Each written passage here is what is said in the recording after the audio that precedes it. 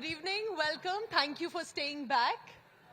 I'm Pooja Shali और मेरे साथ हैं मनोरंजन व्यापारी जी. देखिए, as journalists, I'm always interviewing politicians and netas, but very few politicians will have a journey that you will be shocked to know you haven't realized.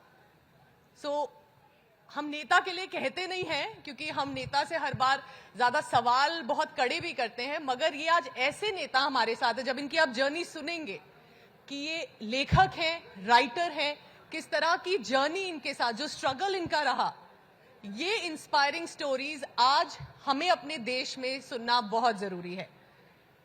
तो अगर आप जानते हैं, नहीं जानते, क्या पता आपने इनकी किताबें भी पढ़ी हो, तो चलिए बातचीत शुरू करते हैं. मनोरंजन व्यापारी जी, पहले आप हमारे साथ आए, आपने यहाँ वक्त दिया, बहुत बहुत धन्यवाद और शुक्रिया.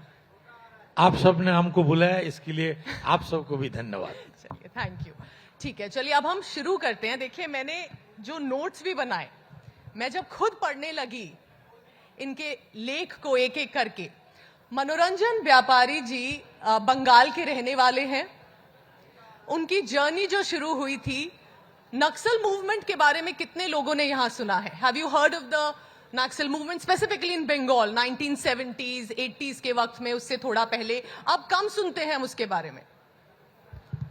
मनोरंजन व्यापारी जी ने किताबें जो लिखी हैं वो फोकस करता है उनकी लाइफ के, उनके स्ट्रगल्स को लेकर. मनोरंजन जी, पहला सवाल मेरा यही है आपसे. किताबें तो आपने 14-15 तो लिखी हैं कम से कम, बंगाली में लिखी हैं, जो अब धीरे धीरे ट्रांसलेट होने लगी हैं. इससे पहले हम शुरू करें, मैं इनकी किताबें जो बंगाली से हिंदी, अंग्रेजी, मलयालम, इतनी लैंग्वेजेस में ट्रांसलेट हो रही है. हिंदी में एक fresh translation of the runaway boy जो इंग्लिश में ट्रांसलेट हुई थी. मैं चाहती हूं उनकी पब्लिशर जो उन्होंने ट्रांसलेट भी किया है हमारे साथ आए, अमृता बेरा. और एक क्विक पिक्चर मैं चाह रही हूं उनके साथ. ये बुक हिंदी में रिलीज होगी, अगर आप हिंदी लेख पढ़ते हैं, आप इस किताब को भी पढ़ें. जल्दी आए मैम, ताकि फिर हम इंटरव्यू शुरू कर सकें. तो एक तालियां देखिए ट्रांसलेटर की वजह से. याद रखें, लेख इनका है, इनकी वजह से और आगे ये किताबें पहुंच पाती हैं. अमृता बेरा जी हमारे साथ, वहां खड़े हो जाए मैम, आप एक फोटो लेना चाह रही हैं. याद रखें, लेखक एक तरफ और ट्रांसलेटर का जॉब बहुत जरूरी है, बहुत इंपॉर्टेंट है. चलिए मनोरंजन जी, एक किताब के बारे में तो क्या बात करें, gun powder in the air. उसका बंगाली में जो इनका ओरिजिनल लेख है, बातशे बारूदर गोंधो. और ये 1970s में जो नक्सल मूवमेंट था, ये एक नक्सलाइट रहे हैं, इन्होंने बहुत अपने साथ स्ट्रगल देखा है, डिस्क्रिमिनेशन देखा है बचपन से. अपनी किताबों के बारे में बताएं, कितना आपके बारे में आपने लिखा है, कितना आपकी सराउंडिंग्स के बारे में आपने लिखा है, और क्यों वो फोकस आपकी किताबों में रहता है? कोई भी किताब, चाहे इसके बारे में बात करें या कोई जनरल किताबें भी जो आपने लिखी. गन पाउडर के बारे में बात करते हैं. चलिए, सबसे पहले हमने किताब नहीं लिखा, हमने जीवन लिखा. जो जीवन हमने जिया, जो जीवन हमारे चारों ओर हमने देखा, हमको लगा कि उन सब लोगों के बारे में और बहुत सारे लोगों को बताना चाहिए. तो हमने उन सब को लेकर के जो भी हमारे मन में आया, कहानी आया या हो, उपन्यास हो, जो भी हो, हमने लिखा. हमारा ये gunpowder in the air, जिन लोगों को लेकर के हमने इस पुस्तक को लिखा, इन सबको हमने जेल में देखा. हम जेल कट चुके, एक नहीं 5 बार काट चुके. बंगाल में भी काटे, फिर छत्तीसगढ़ में, वहां भी हम जेल में रहे. तो बंगाल की एक जेल में हम इनको देखे थे, इन लड़के लोगों को जो नक्सलाइट थे. तो वो लोग क्यों नक्सलाइट है, उनको सोच क्या है, उन लोग से मिलने की बाद हमको थोड़ा थोड़ा पता चला. जेल हमने जब गया तो नक्सलाइट के बारे में उतना कुछ जानकारी हमें था नहीं, लेकिन जेल में उन लोग से मिलने के बाद हमने उनको पूछा, उनने कुछ अपने ओर से हमें बताया, उनका जो राजनीति है उसको बारे में हमें जानकारी मिला, इन देश के बारे में क्या सोचते हैं, क्यों सोचते हैं वैसा। ये जो लड़के लोग हैं आप ही जैसा दिखने का, कोई उतना खतरनाक मुलजिम जैसा, कातिल जैसा दिखने का नहीं। स्कूल में कॉलेज में जो पढ़ने वाले बच्चे लोग होते हैं उसी तरह दिखने का, लेकिन ये लोग इतना खतरनाक काम में क्यों कूद पड़े, जो मारने और मरने पर उतर हो गए। तो जब उनसे हमने ये सब चीज को पता लगाया तो हमने सोचा कि ये एक पुस्तक में लिखना चाहिए। हालांकि जिन समय हमने उनके बारे में इतना जानकारी हासिल किया था उस समय हमें लिखना पढ़ना आता था नहीं। हम जेल के आंगन में एक लकड़ी का कुटका से लिखाई पढ़ी सीखे, और बाद में जब हम जेल से बाहर आए तो हम रिक्शा चलाते थे। हमारे रिक्शा में महासती देवी सवार हुए थे। आप 24 साल के थे तब तक आपको पढ़ना लिखना नहीं आता था, इन्होंने जेल में आपने शुरू किया। हाँ, ऐसा क्यों किया? आपको क्यों लगा कि अभी भी मैं पढ़ सकता हूँ और मुझे पढ़ना चाहिए, लिखाई आनी चाहिए? जेल में जब हम गया तो हम पढ़ने लिखने जानते थे नहीं, लेकिन हमारे जेल में एक, क्या कहें उनको अभी गुरुजी का है, हमारे गुरुजी से मुलाकात हो गया। उन्होंने हमारे केस को देखा,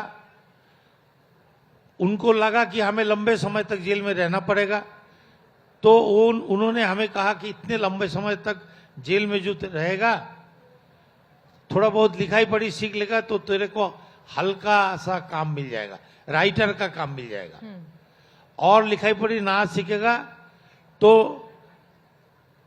मेहनत की काम, जो खाना बनाने का, डेग वेग ढोने का, दाल चक्की में दाल पीसने का, ये सब पसीना बहाने वाला काम तेरे को करना पड़ेगा। और लिखाई पढ़ी सीख लेगा तो राइटर बनेगा। तो उसीलिए हम जेल में लिखाई पढ़ी सीखे थे, जेल का राइटर बनने के लिए। हमें पता नहीं था कि हम एक दिन बाहर का राइटर बन जाएंगे।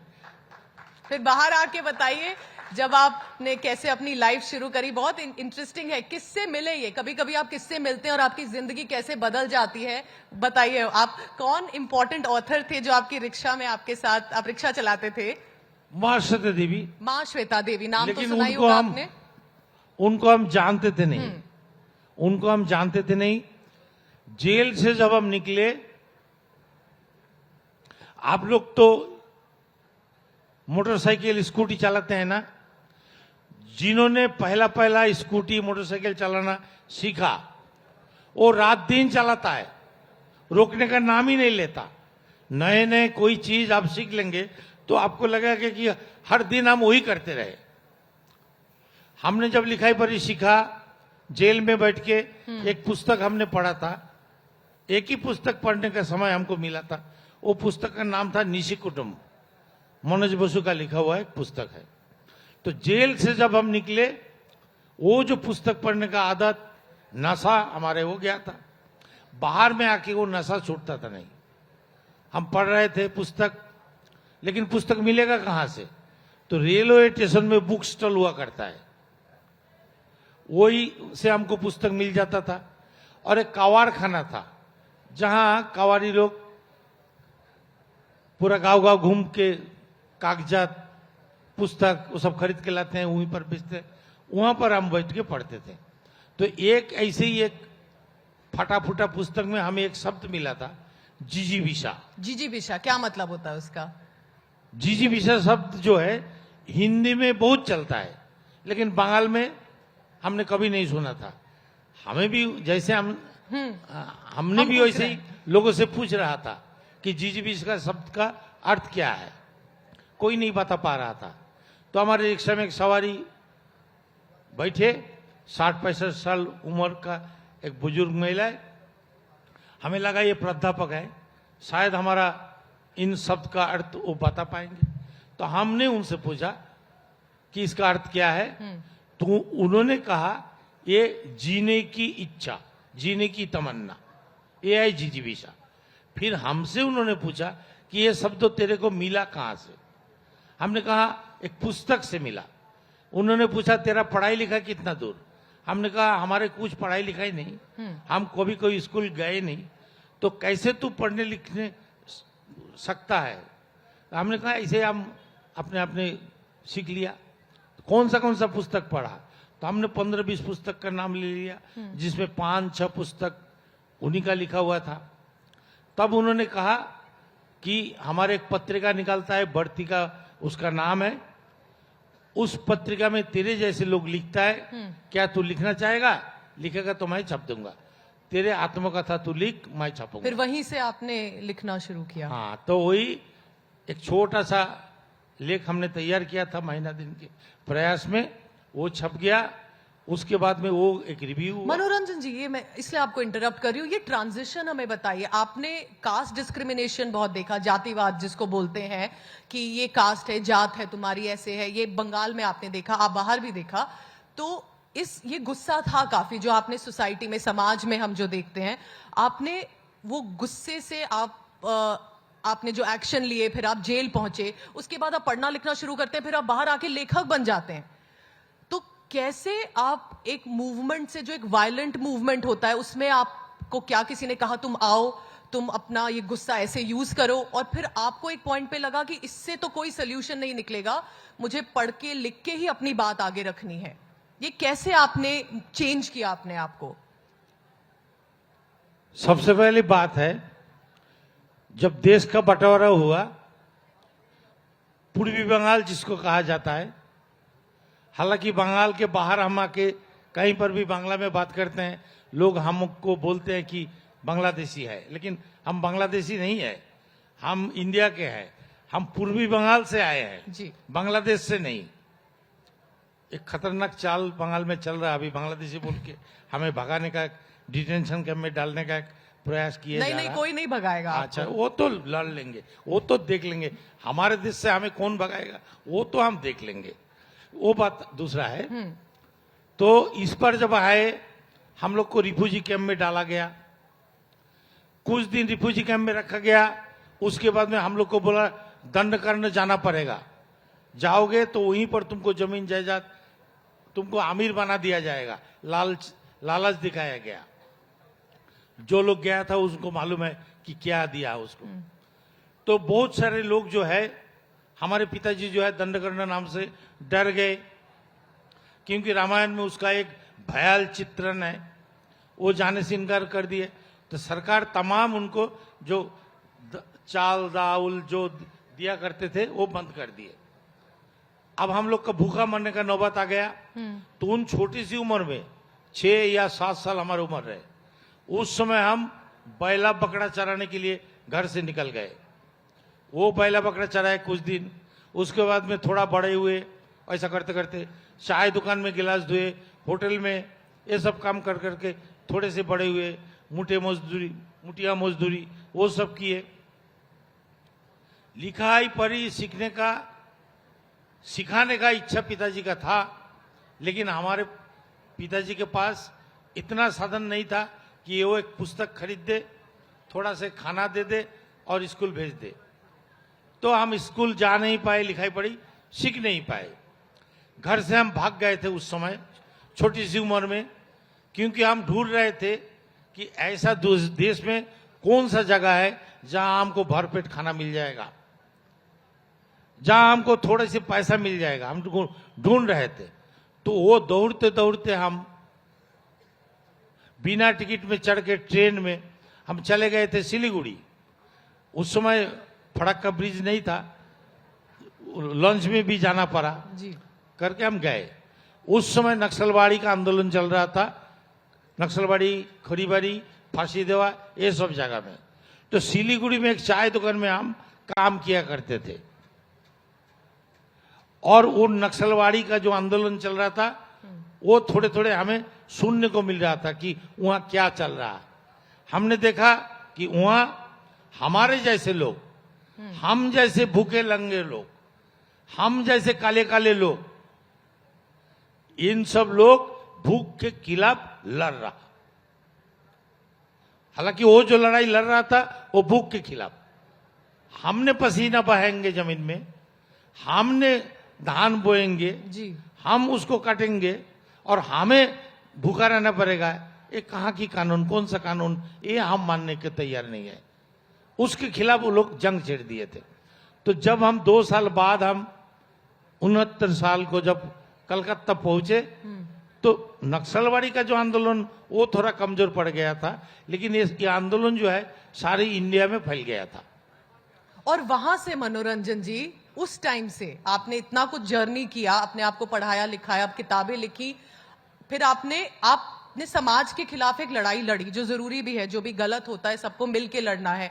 फिर अब आप जिस इंस्टीट्यूशन और सिस्टम के खिलाफ थे, अब आप रूलिंग पार्टी के एमएलए भी हैं बंगाल में। आपने अभी इलेक्शन लड़े, आप जीते, बहुत अच्छे मार्जिन से जीते। तो पहले जो आप इंस्टीट्यूशन के खिलाफ थे, अब आप इंस्टीट्यूशन में है, क्या आप कुछ बदलाव वो कर पाए हैं जो आप करना चाहते थे? क्योंकि अब आप उस सिस्टम में हैं जिस सिस्टम को आप बदलना चाहते थे। तो वो ये जो आपने कहा कि मैं नेता बनता हूं, उससे क्या फर्क होता है? बहुत कठिन सवाल कर दिए। हम पहले भी विश्वास करते थे और आज भी विश्वास करते हैं कि ये जो सिस्टम है, ये जो चुनावी प्रक्रिया है, इन प्रक्रिया के माध्यम से हम इन समाज को बदल नहीं सकते, सुधार नहीं सकते। ये हम आज भी विश्वास करते हैं। फिर भी हम कैसे चुनाव में आगे, इसलिए आगे जब विधानसभा बंगाल में चुनाव हुए, ये राजनीतिक प्लेटफॉर्म नहीं है, बोलूंगा तो किसको चिढ़ लग जाएगा पता नहीं, ये साहित्य का एक प्लेटफॉर्म है। उस समय वहां माहौल ऐसा हो गया था, हमारे घर द्वार को बंटवारा कर लिया था। हम जिंदगी भर मेहनत करते रहे, एक झोपड़ी में रहते। जब हमारे साथ अमेजन वेस्टलैंड का एक एग्रीमेंट हुआ, हमारे 14 पुस्तक उन्होंने लिया, तो इतने सारे पैसे दिए और हिंदू पुरस्कार भी मिला और कई बड़े बड़े पुरस्कार हमें मिला। तो हमारे पास इतना पैसा हो गया था कि एक पक्का मकान हम अपने लिए बना सकते हैं, जिसमें हम रहेंगे, हमारे बच्चे भी वहां जिंदगी बिता पाएगा। तो एक मकान हमने बनाया था इन सब पैसे लेकर के। और चुनाव के माहौल जब आया तो हमें धमकियां मिल रहा था, गौरी लंकेश का भाई बना देंगे और हमारे मकान 2 तल्ला कौन ले लेगा, 1 तल्ला कौन ले लेगा, वो बंटवारा कर लिया था। तब हम बोला ये बंटवारे करने, जो हमारे सब कुछ लूटने को लिए जो लोग आ रहे हैं, उनके खिलाफ हमें लड़ना पड़ेगा। हम तो ऐसे ही मरने वाले हैं, तो लड़ के क्यों ना मरे। तो उस समय हम देखे कि टीएमसी का जो ममता बनर्जी है वो लड़ रहे थे, तो हम उनके साथ हो लिए, लड़ लिए और एक सीट जो उनका। और सबसे मजे की बात है, श्यामा प्रसाद मुखर्जी, आप लोगों ने नाम सुना होगा, उन्हीं का जन्मभूमि पे जहां 36,000 वोटों से इन श्यामा प्रसाद के चेले लोग लोकसभा चुनाव में जीता हुआ था, उसी क्षेत्र में, उसी भूमि में वो 36,000 कवर करके 9,000 वोटों से हमने जीता, लोगों ने हमको जिताया। आपने लेफ्ट पार्टीज इतना स्ट्रांग था, आपके बिलीफ से मैच नहीं किया, क्यों बंगाल में जो लेफ्ट कम्युनिस्ट पार्टीज इतनी स्ट्रांग थी वो अब कम हो रही हैं? आपने भी जब चूज किया, आपको लगा ममता बनर्जी की पार्टी ठीक है, ज्योति बासु की और कम्युनिस्ट पार्टी ठीक नहीं है, वो क्या चेंज हुआ है बंगाल में, बदला है क्या? लोग डिसइल्यूजन है, लोगों को लगता है वो आइडियोलॉजी नहीं है ठीक। ये जो कम्युनिस्ट और ये जो वामपंथी, ये जो कुछ शब्द है हमारे जहन में बैठ गया है। किसी को कोई या खुद को हम वामपंथी बोल दे, हम कम्युनिस्ट बोल दे, तो हम कम्युनिस्ट नहीं है, हम वामपंथी नहीं है। वामपंथी और कम्युनिस्ट, इसके लिए कुछ काम करना पड़ता है। ये कम्युनिस्ट बनने के लिए, वामपंथी बनने के लिए कुछ काम करना पड़ता है। ज्योति बसु लोग जो है वो खुद को कम्युनिस्ट तो बोलते थे, लेकिन वामपंथी तो बोलते थे, लेकिन वो लोग ने जो काम किया वो काम पूंजीवादियों के पक्ष में किया। और ममता बनर्जी आज की तारीख में अगर देखा जाए, हम लोग उनको सबसे बड़ा वामपंथी मान रहे हैं। किस लिए? आप कभी सोचे होंगे, कभी कोई सोचा होगा, एक आदमी, आप रास्ते में देखिएगा, फुटपाथ के इस बाजू में एक बड़ा सा होटल है और दाया बाजू में मां कैंटीन, सिर्फ 5 रुपया दो, पेट भर चाल, दाल, सब्जी और एक अंडा आपको मिलेगा। बहुत सारे लोग ऐसे हैं जो फुट रास्ते का उस पार जाकर के बड़े होटल में घुस जाता है और ये माँ कैंटीन वाले यहाँ खड़ा नहीं होता। तो ये माँ कैंटीन में जो खड़े होते हैं, खाना जो खाते हैं, ये लोग कौन है? कभी आपने सोचा? ये वो लोग हैं जिनका पेट में भूख है, लेकिन उन होटल से खरीद के खाना खाने का लायक पैसा उनके पास है नहीं, सिर्फ 5 रुपया है। तो अपना शर्म और हया उस तरफ वो देखते नहीं है, वो आके थाली लेके उन माँ कैंटीन में खड़ा हो जाता है। अगर वो माँ कैंटीन वामपंथी वाले लोग बनाया होते, हम मनोरंजन व्यापारी, हमारे आत्मकथा इंटरगेटिंग बाई चंडल लाइफ आप लोगों ने कोई पढ़ा हो तो जानते हैं, बांग्ला में जो तो कोई पढ़ा हो, इतिपित्ते चंडल जीवन। भूख क्या चीज है हम जानते हैं। कुत्ता का मुंह से रोटी छीन के हमको खाना पड़ा था, कुत्ता का मुंह से। ये हुआ है, मतलब आप असली में कह रहे हैं ये आपके साथ ऐसी बात हुई है? हाँ, तो ये जो जीवन है हमको जीना नहीं पड़ता। ममता बनर्जी जैसा नेत्री वामपंथी में अगर कोई हो जाता तो। आपका गुस्सा मैंने देखा है भारतीय जनता पार्टी के खिलाफ बहुत है। आपको लगता है कि आज जो बीजेपी है, क्योंकि वो SC ST OBC दूसरे जाति लोग के भी काफी लीडर्स को ले रही है, उनको मंत्री भी बना रही है, तो आपको नहीं लगता कि वो भी कहीं ना कहीं एक तरह से हिंदूज को यूनाइट कर रही है पार्टी और एक तरह से कास्ट सिस्टम खत्म कर रही है? साहित्य का प्लेटफॉर्म टकलते लगलते मैडम आप कहाँ ले जा रहे हैं? नहीं, बिल्कुल साहित्य और इसलिए हम भारतीय जनता पार्टी के खिलाफ नहीं है, हम मनुवाद के खिलाफ है, हम ब्राह्मणवाद के खिलाफ है। और ये मनुवाद और ब्राह्मणवाद को सामने लाने का काम, ताकतवर करने का काम जो RSS ने शुरू किया, वो RSS का एक शाखा संगठन है बीजेपी। हम दलित समाज से है, चंडाल है हम जाति में। हमें चंडाल कौन बनाया? हमें कौन बोल दिया कि तुम नीचे जात, तुम अछूत, तुम अस्पृश्य? हम जैसे दुनिया में जन्म लिए कि वो जिन्होंने अपने को ऊंचा और बड़े बोल रहा, कोई दूसरे तरीके में जन्म लिया क्या? ब्रह्मा का मुंह से कोई इंसान जन्म लेता है? जन्म लेने का कोई जगह और है जहां से उसने जन्म लिया, जहां से हमने जन्म लिया। वो कैसे हमसे बड़ा हो गया? तो वो एक जनेऊ के आधार पर हमको दबाना चाहते हैं। हम उसको खिलाफ है, हम मनुवाद के खिलाफ है, मनु संहिता के खिलाफ है। हमको इंसान का दर्जा दो, स्वीकार करो हम और तुम बराबर। हमने मनोरंजन व्यापारी, हम जाति में चंडाल कभी कोई स्कूल जा नहीं पाए। अगर स्कूल का दरवाजा हम जैसे बच्चे को लिए खोल दिया होता, थोड़े सी खाने का व्यवस्था कर दिया होता, स्कूल अगर जाने का मौका उसको मिलता, हम बिना लिखे पढ़े इस मंच पे बैठा है, यदि लिखाई पढ़ी हम सीख लेते तो हम कहाँ जाके बैठते? आप इसी में डरते हो, आप इसमें डरते हो कि किसी भी मौका इन लोग को मिला नहीं, फिर भी इतना ऊपर कैसे चला गया। तो आप लोग हम लोग से डरते हो, इसीलिए हम लोग को दबाए रखने के लिए आप तरह तरह की प्रयास करते हो। और रही बात, आप बहुत दलितों को, नीची जाति के लोग को अपने साथ लाए। अपने साथ इसलिए लाए क्योंकि उन्होंने आपका जो सिद्धांत, आपका जो मनुवाद, उसको उन्होंने भी स्वीकार लिया, उन्होंने उसको आगे बढ़ाने। हमारे बंगाल में एक विवेकानंद है, विवेकानंद जी रहे, विवेकानंद जी नीची जाति का रहे। उन्होंने दक्षिणेश्वर का मंदिर में उनको घुसने भी नहीं दिया गया था, लेकिन ब्राह्मणवादियों को सबसे बड़ा हथियार भी ये विवेकानंद है। तो इसके लिए ब्राह्मणवाद ऐसा है, ब्राह्मणवादी ऐसा है जिसको इस्तेमाल करने वो कर पाएगा, उसको वो अपने गोद में बैठा लेगा, और जिसको कर नहीं पाएगा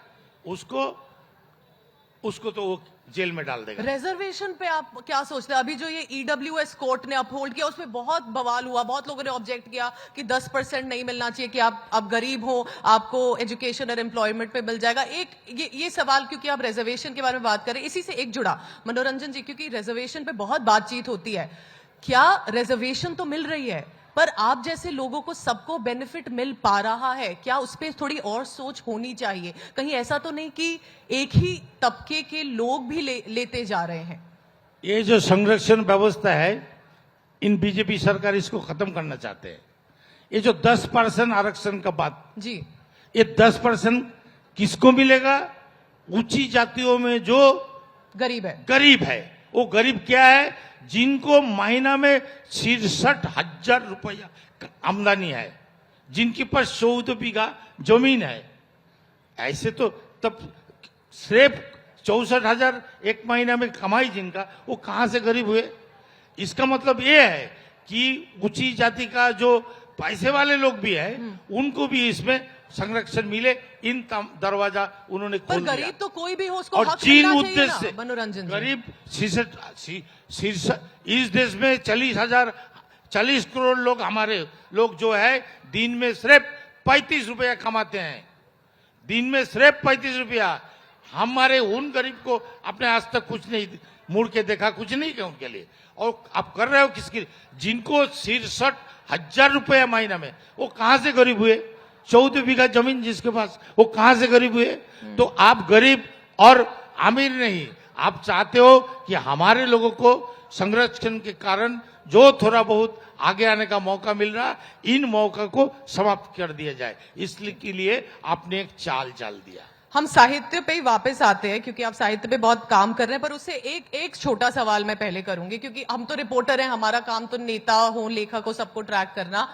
आपने इतना समाज के खिलाफ लड़ा, पर आप कंट्रोवर्सी में भी बहुत रहे। जब से आप नेता बने, आप कहीं भी स्पीच देते हैं, कुछ बोलते हैं, उसमें कुछ बवाल हो जाता है। जब आपने कुछ महीने पहले बोला था 1 बिहारी 100 बीमारी, हाँ, और फिर आपने नहीं, मैं समझना चाह रही हूँ कि, और आपने धंधेबाज वर्ड यूज किया था, तो ये ऐसा क्यों कर रहे हैं आप? मैं क्षमा चाहूंगा, ये बात मैंने नहीं कहा। हाँ, ये बात मैंने नहीं कहा, ये बता कहा था बाल ठाकरे।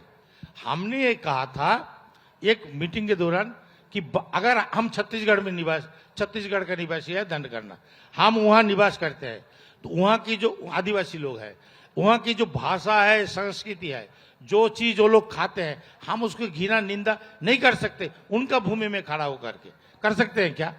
तो हम अगर बंगाल में गए तो बंगालियों को घुसपैठिया बोले, बंगालियों को हम खदेड़ने की बात करें, हम बोले बांग्ला भाषा में जो बात करते हैं उसके लिए बांग्लादेश वो वहीं चला जाएगा, मुसलमान को लिए हम बोले कि वो पाकिस्तान चला जाएगा, और बंगाली लड़कियों को लेके गाना तैयार करे, बंगाल के भाभी बहुत गर्म बा, मछली खाते उसका असर बा, तो हम उसके खिलाफ बोले थे कि इस तरह लोगों के लिए बाला साहेब ठाकरे ने ये बात बोला था, हमारे बात नहीं अच्छा, था। आपने लोगों के बारे में नहीं बोला ये। हम प्रेमचंद मुंशी पढ़ते हैं, फनीश्वर रेणु पढ़ते हैं, हमने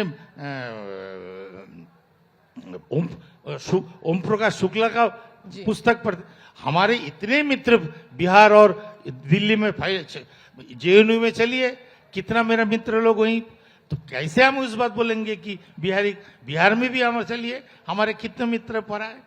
लेकिन वो बात को शुभेंदु अधिकारी, हाँ, जो बीजेपी का जो वो तड़ोर मरोड़ के पेश किया था, क्योंकि वो आसनसोल का उपचुनाव था, उन्होंने वीडियो डाला था, शत्रुघ्न सिन्हा खड़ा हुए थे, उन्होंने ये बात को तड़ोर मरोड़ के पेश किया ताकि चुनाव में उसको कुछ फायदा मिल सके। पर आप जीत गए। लेकिन जवाब वहां के बिहारी लोगों ने दिया, 3 लाख वोटों से उनको हराया। आप दलित साहित्य अकादमी के हेड रहे हैं, अभी काफी उसमें कंट्रीब्यूशन आपका रहा है।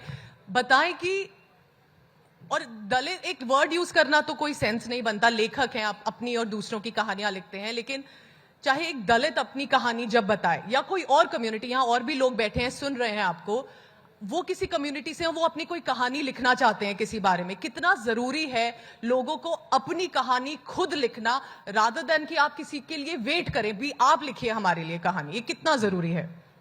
एक हिंदी में बोलूं, बांग्ला में क्या है, बुझे से किसे कबू आसे विषय दंग से निजाड़े, बांग्ला में है। और इसी को हिंदी में अगर कहें, राख ही जानते हैं जलने का दर्द, राख ही जानते हैं जलने का दर्द। जिन समाज से हम आए हैं, उन समाज के बारे में हमसे ज्यादा कौन जानता है। अगर हम हमारे समाज के, अगर हम लिखना जानते हैं और हमारे समाज के बारे में हम यदि लिखे, तो वो बात जो है वो एकदम सच्चा होगा, ईमानदारी के साथ लिखा हुआ होगा, सत्य पर आधारित होगा। लेकिन कोई ऊंची जाति के लोग हमारे दलित समाज के बारे में लिखना चाहे, वो तो हमारे बारे में वो कुछ जानते ही नहीं। अभी बंगाल में ये बात है, बिहार में तो नहीं है, यूपी में भी नहीं है, यहाँ बदल दिया, चोरी चकोरी बोलने लगा। बंगाल में बोलते हैं चूरी चमारी। देखिए, चोरी तो बहुत बुरा काम है, उसके साथ चमारी शब्द को जोड़ दिया। चमार तो एक मेहनत कश है, वो तो मेहनत करके अपना रोजी रोटी कमाता है। वो चोरी का साथ उनको कैसे जोड़ा गया, क्यों जोड़ा गया? ये जो जोड़ा गया, इस बारे में उच्च जाति के लोग, हमने महासती देवी का नाम थोड़ी देर पहले बोला, महासती देवी का लेप में भी वो चीज आया, चोरी चमारी। महासती देवी का लड़का नवारुण भट्टाचार्य, जो क्रांतिकारी एक कवि माना जाता, उनके लेख में आया। वामपंथी बड़े लेखक मानिक भट्टाचार्य, उनके लेख में आया। शीर्षेंदु मुखर्जी, इतने बड़ा कथाकार, उनके लेख में आया। अशोक मित्र, जो वामपंथी चिंतक, उन्होंने भी यही चोरी चमारी शब्द को लिखा। तो इसके लिए कोई दलित अगर, जिनमें दलित चेतना है, वो अगर लिखने जाए तो उसका लेख में वो कभी इन शब्दों को प्रयोग नहीं करेगा। तो अपनी कहानी अपने वर्ड्स में लिखें, और दूसरे का सपोर्ट अच्छा है, दूसरे से सपोर्ट मिले किसी भी ग्रुप से, वो ठीक है, लेकिन अपनी कहानी खुद लिखनी भी जरूरी है। अगर आप लिखे ईमानदारी के साथ तो वो एक अच्छी कहानी हो सकता है, अच्छे उपन्यास हो सकता है। ट्रांसलेशन के बारे में हमें बताइए। आपने बंगाल में तो कितना, आपने बंगाली में 14-15 किताबें तो कम से कम लिखी हैं, इतनी इंपॉर्टेंट किताबें, लेकिन आज हिंदी, इंग्लिश, मलयालम और पता नहीं कितनी लैंग्वेजेस में ट्रांसलेट हो रही है। ट्रांसलेशन से कितना फर्क पड़ता है, ये मेरा आखिरी सवाल है। क्या आपको लगता है ट्रांसलेशन से आप आज बहुत जाने जाते हैं? अच्छा से ट्रांसलेटर है, अरुणव सिन्हा जी है जी, ये अमृता बेरा जी है, इन्होंने, इन सब बहुत अच्छे ट्रांसलेटर इन्होंने। लेकिन हर ट्रांसलेटर के बारे में एक समस्या आता है, जैसे हमारे पुस्तक में भी है, हालार को हाला एक कोई सरे माता गुरे हाला है तुम, ये जो लैंग्वेज हमने कहा, इसको अंग्रेजी में ट्रांसलेट करके सही मायने में ट्रांसलेट कर पाना बड़ी मुश्किल की काम है। उसका आसपास नजदीक कुछ शब्द अब ला करके लोगों को समझाने का प्रयास अब कर सकते हैं, लेकिन मिट्टी का जो सुगंध होता है, हर जगह का एक अपना अपना सुगंध होता है, उस सुगंध को आप साहित्य में लाना, ट्रांसलेट साहित्य में लाना थोड़ा सा कठिनाई तो है, लेकिन ट्रांसलेट होना चाहिए। अगर ट्रांसलेट ना होता, हम तो बांग्ला के अलावा कोई भाषा में लिख नहीं सकते हैं, तो ट्रांसलेट अगर ना होता तो हमारे लेख जो अभी हिंदी में, अंग्रेजी में, मलयालम, बहुत बहुत भाषा में ट्रांसलेट हुए, तो वहाँ के पाठक हमारे बारे में, हमारे लेख के बारे में जरा से भी जान नहीं पाते। तो ट्रांसलेट होना तो जरूरी है, लेकिन ट्रांसलेट करके एकदम सही मायने में जो चीज को जिन भाषा में लिखा गया वो उसको समझा पाना थोड़ा से तो दिक्कत तो लेकिन फिर भी आपकी आवाज, आपकी बात जो पहुंचनी चाहिए, बहुत लोगों तक पहुंची है। मैं चाहती हूं कि आप मनोरंजन व्यापारी जी की किताबें पढ़ें, जिस भाषा में आपको समझ आता है पढ़ें। ऑफ कोर्स लोकल अगर बंगाली आती है जरूर पढ़ें, इनकी बात समझें जो ये कहना चाह रहे, जो इन्होंने सफर किया है बचपन से, स्पेसिफिकली कास्ट डिस्क्रिमिनेशन को लेके, वो हम सबको मिलके खत्म करना है। इसीलिए मनोरंजन जी, आपने लिखा, आपने खुद सीखा, आपने समाज को कंट्रीब्यूट किया और आज मुझसे बात करी। बहुत बहुत धन्यवाद। ऐसे ही लिखते रहे और नेता अच्छे बने रहें, ये जरूरी है। और अंत में और एक बात, हाँ। यही बात बोल के मैं समाप्त करूंगा। मेरे बारे में जो लोग जानते हैं, मैं आप सबके प्रति श्रद्धाशील हूं, हर भाषा के लोगों के प्रति मैं श्रद्धाशील हूं, लेकिन वो जो मेरे मुंह से एक दूसरे व्यक्ति का बताया हुआ बात उस समय के लिए निकल गया था, और जिसको शुभेंदु अधिकारी ने तरोड़ मरोड़ के पेश किया था आप लोग के सामने, उसमें सच्चाई नहीं है। मैं मनोरंजन व्यापारी हूं, आप सबके प्रति श्रद्धाशील हूं। चलिए, आपने क्लियर किया, बहुत अच्छा है, अच्छी बात है, आपने क्लियर करी ये बात। अच्छा और है। शुभेंदु अधिकारी है तो बंगाली, बांग्ला के रहने वाला, लेकिन उन सब के लिए मेरा घृणा के अलावा और कुछ नहीं। अब ये दूसरी कंट्रोवर्सी बन जाएगी। चलिए, धन्यवाद। प्लीज तालियां मनोरंजन व्यापारी जी के लिए। Thank you so much sir, thank you. कोई सवाल, अगर एक दो सवाल अगर हम ले सके, एनीवन वांट्स टू आस्क? हाँ जी, हाँ जी, मनोरंजन जी, एक दो सवाल लोग पूछना चाह रहे हैं, बैठ जाएं। 2-3 सवाल, ज्यादा नहीं लेंगे। अगर माइक है, नहीं है तो वैसे ही पूछ लें सर। माइक है? हाँ, जरा माइक पहुंचाएं। बैठिए बैठिए मनोरंजन जी, 2 सवाल ले लेते हैं लोगों से। चांदनी, डू वी हैव टाइम?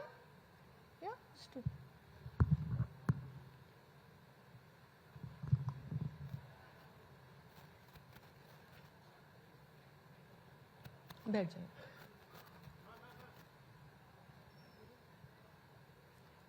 लीजिए, पूछे जी मैम, बताएं। हेलो। हाँ सर, मेरा एक क्वेश्चन है। आपने बोला कि जो जनरल कैटेगरी को ईडब्ल्यूएस का 10% रिजर्वेशन मिल रहा है वो गलत चीज है। मेरे को इस चीज पे अभी तक डाउट है। जैसे कि डॉक्टर बी.आर. अम्बेडकर ने कॉन्स्टिट्यूशन लॉ पास किया था जिसमें एससी एसटी को रिजर्वेशन मिल रहा था। उस चीज को पास करे हुए कितने साल हो चुके हैं? मेरे न जाने कितने दोस्त हैं जो एससी एसटी कैटेगरी से बिलोंग करते हैं एंड वो लिटरली बहुत अमीर हैं and they are still getting the reservation on which criteria, on which basis? And आपको सुनाई दिया? वो कह रहे हैं कि कुछ जैसे एसटी एसटी हैं जिन्हें रिजर्वेशन मिलता है ग्रुप्स को, वो भी तो काफी अमीर हैं, और क्या वो रिजर्वेशन भी ठीक है? यही आप शायद पूछ रही हैं। Correct. ये इनका सवाल है। कंट्रोवर्सी तो तैयार हो जाएगा। नहीं, आप बताएं। इसके खिलाफ आप बंगाल में पता करके देखिए, सबसे पहले इसके खिलाफ हम आवाज उठाए थे कि जो अमीर बन गए, ये बात हमने एक बार नहीं 100 बार बोले। मेरे जान पहचान का एक व्यक्ति जो है, जिनका पिताजी, एक का उदाहरण पेश करते हैं, उनका पिताजी अंग्रेज के समय में दारोगा थे, मैंने अभी का ओसी दारोगा थे। उनके लड़का कांग्रेस का समय में आए, भारत सरकार का एक रेट का ऑफिसर रहे। उनकी जो 2 लड़का वाम फ्रंट का समय आए बंगाल में, वो दोनों बड़े बड़े नौकरी किया करते थे रिजर्वेशन से। और वो दोनों लड़का का एक का 2 लड़की जो मेडिकल में रिजर्वेशन के। हमने इनको एक उदाहरण को सामने लगा करके हमने बोले थे कि अगर सरकारी नौकरी, हम भी एक नौकरी किए, हम जिस समय नौकरी छोड़े, डी ग्रुप का थे हम, और संरक्षण का कोटा से भी नहीं नौकरी मिला था। जिस समय हम नौकरी छोड़े उस समय हमें 36,000 रुपया हर माह मिलता था। तो 36,000 हमारे लोग ऐसे लोग हैं 40 करोड़ जिनको दिन में 35 रुपया से ज्यादा कमाई नहीं है, हमारे जाति के लोग। हमें जब 36,000 रुपया मिल रहा था उस समय हमारे एक लड़का एक लड़की 2 बच्चे, हमारे पास इतने साधन था कि हम उसको पढ़ाई लिखाई कर सके, आगे बढ़ा सके जी। वो डी ग्रुप होते हुए भी हम उतना सक्षम थे। तो जो और बड़े हैं तो उसके लिए हम ये बोले थे कि एक बार जिनको सरकारी नौकरी मिल गया, एक बार, वो तो अपने बाल बच्चे को तो वो अच्छे स्कूल में पढ़ा लिखा सकते हैं, जरूरत नहीं है उनको फिर दोबारा संरक्षण देने का। ये बात हमने बोले थे। इसलिए हमारे खिलाफ बगावत हो गया था। अगला सवाल एक बस आप साथ ही पूछ लें अगर दोनों, ताकि वो एक ही साथ फिर जवाब दे देंगे।